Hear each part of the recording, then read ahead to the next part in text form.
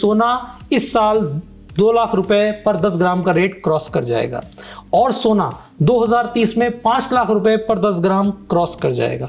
चांदी के बारे में भी मैंने कहा था कि 3 लाख का प्राइस क्रॉस हो जाएगा, जो कि हो चुका है। अब मेरा अगला प्रेडिक्शन है कि 2026 में चांदी 5 लाख रुपए पर केजी क्रॉस करने वाली है और 2030 में 15 लाख रुपए टच करेगी। तो इसलिए आप कह सकते हैं कि जो मूल्यवान धातु है, प्रेशियस मेटल्स हैं, वो और ज़्यादा प्रेशियस होने वाले हैं। हाँ, बात आती है स्टॉक मार्केट की, क्योंकि कारण है अक्सर लोग कहते हैं स्टॉक मार्केट और ये इन्वर्स प्रोपोर्शन में चलते हैं। तो आप नोटिस करिएगा पिछले 2 साल से ऐसा नहीं है।